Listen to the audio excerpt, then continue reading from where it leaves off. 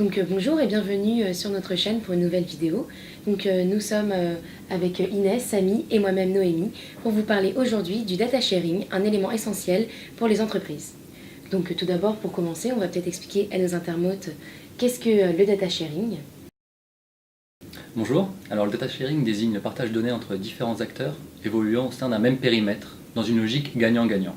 Et il s'appuie sur les technologies du big data. Tout à fait, donc même appliqué au domaine du marketing, on pourrait même préciser que le data sharing peut être utilisé à plusieurs fins.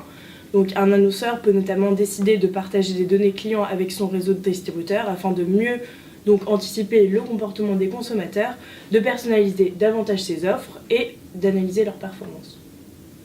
Très bien, et est-ce qu'on peut nous expliquer également en quoi est-ce important? Créer de la data est devenu un enjeu majeur pour les entreprises, permet de mieux anticiper la demande du consommateur et proposer une offre plus personnalisée.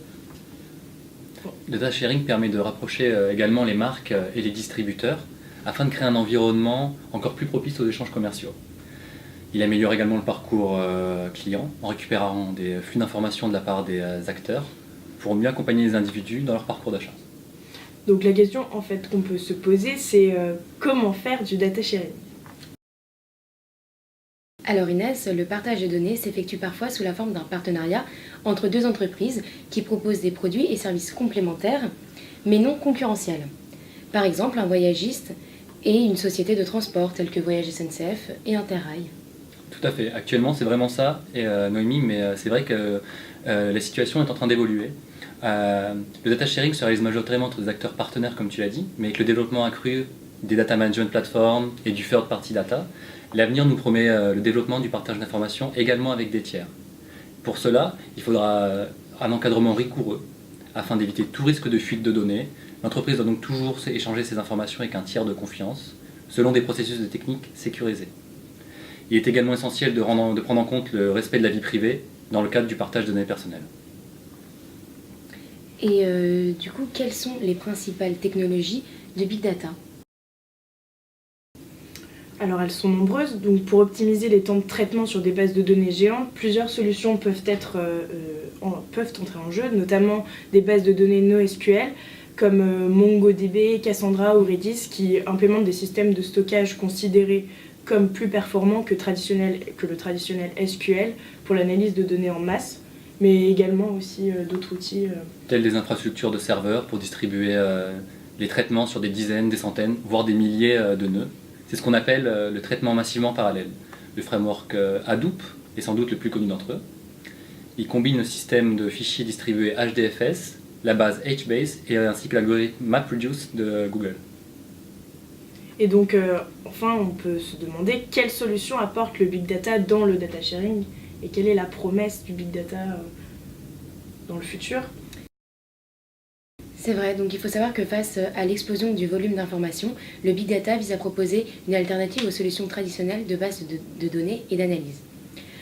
Confrontés très tôt à des problématiques de très gros volumes, les géants du web au premier rang, tels que Yahoo, qui a été le tout premier à déployer ce type de technologie.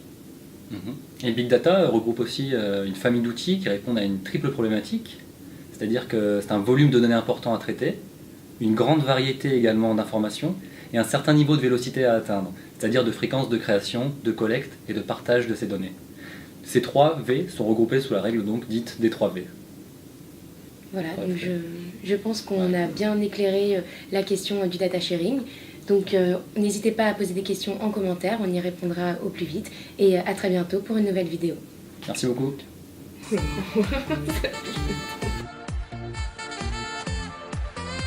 C'est vrai, il faut savoir Inès que face à l'explosion...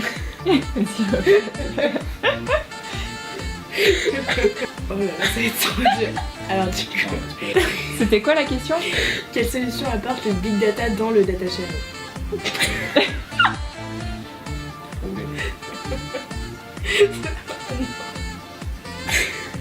C'est juste que l'accent du sud, j'ai peur d'avoir tout qui se plaint.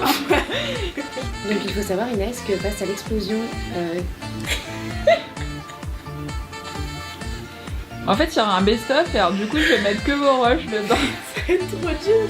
Du volume d'informations, le Big Data Donc oui, effectivement, Inès. Il faut... Oh, c'était- Ah ouais, c'est terrible. Ok. Il est trop- Arrête, mais Super je- sérieux.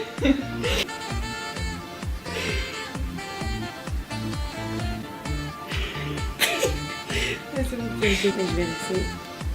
Mais écoutez, voilà, je pense qu'on a bien éclairé nos internautes sur la problématique du data sharing. Bon, on prend de la fin. Ouais, Non, c'est j'ai vrai. pas mis la- C'est vrai, c'est c'est parfait, c'est très bien.